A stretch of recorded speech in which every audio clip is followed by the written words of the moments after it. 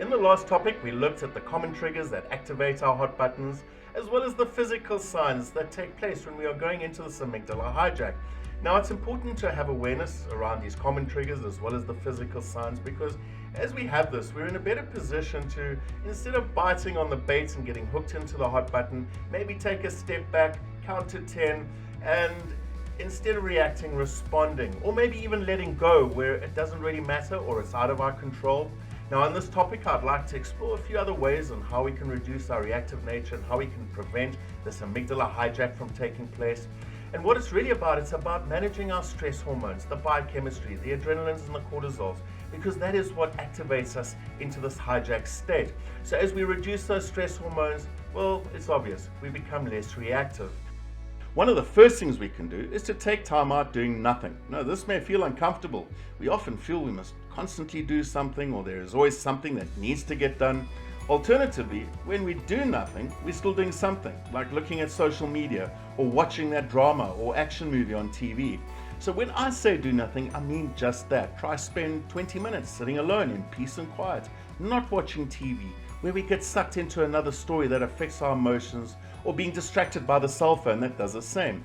See how long you can do this, and as you do so, maybe become the observer, noticing any discomfort on being alone. You may also want to do your best to become as present to the moment, and as the observer, notice the sights and sounds of what's happening around you, being as present for as long as possible. And if you really would like to, a great way to be alone is to be alone in nature. Now, in Japan, they practice SHINRIN YOKU, or forest bathing. Research shows that when you walk, run, or even do nothing under trees, it reduces our stress hormones, as well as our blood pressure. It boosts our immune system and our moods, and it improves our heart rate variability. That's the variation in timing between heartbeats, which has a significant positive impact on our body. We will explore this concept later in the course.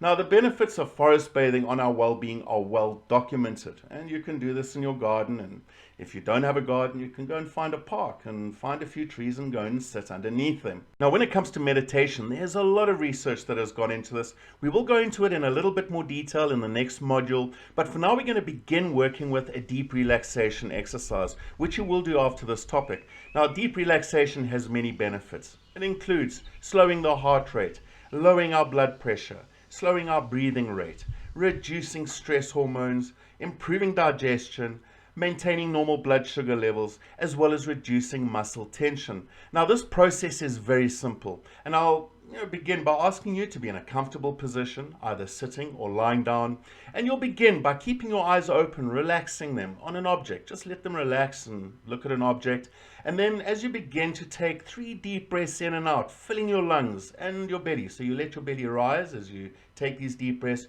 You're going to close your eyes, and when you are doing these deep breaths, you're going to breathe in through your nose and out through your mouth.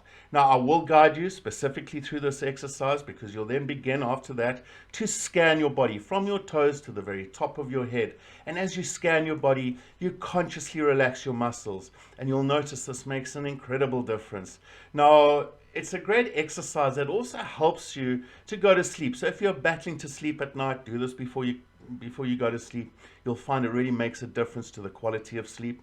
And in workbook 2, you will be challenged to do this over 10 days, but I'm sure you'll enjoy it so much you'll probably do it much longer. Another daily exercise I'm going to suggest you can work with is the shower exercise. This is when you have your shower or bath. Now, you don't have to just shower. Either way, it's when we do our daily ablutions, and the idea is to learn to become present and to focus on the moment, which reduces our stress levels. So the moment you walk into that bathroom, you become present, start focusing on your senses, the taste, the touch, the sight, the sounds, the aromas of what's happening in the bathroom as you do your ablutions. And yeah, start paying attention to your habits and patterns around how you brush your teeth, how you wash yourself. But as you step into the shower or into the bath, be as present as possible. Start paying attention to the water. Pay attention to the taste, the touch, the feeling of the water on your skin. How does the water feel? What does it taste like? Do your best to be as present as possible. Now, you might even want to take 3 deep breaths in as you feel the water running down the nape of your neck when you're in the shower, or if you're in the bath, to lie back and just take those deep 3 breaths and maybe do a deep relaxation in the bath itself.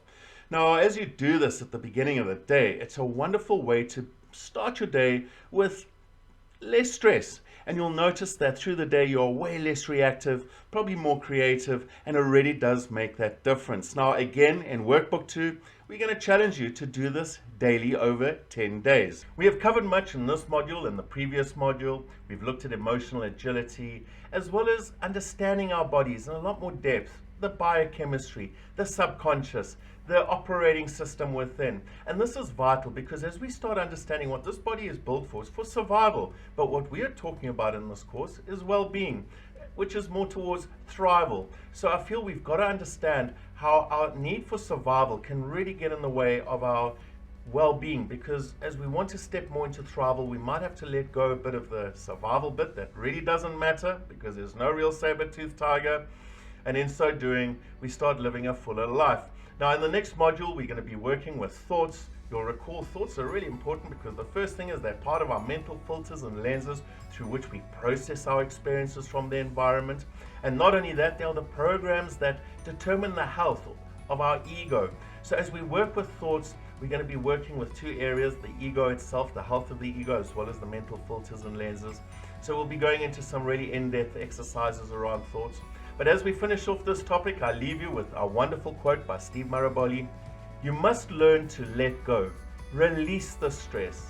You were never in control anyway. So I'm going to leave you to do your deep relaxation exercise straight after this, and I will see you in the next module. And until then, take care and stay aware.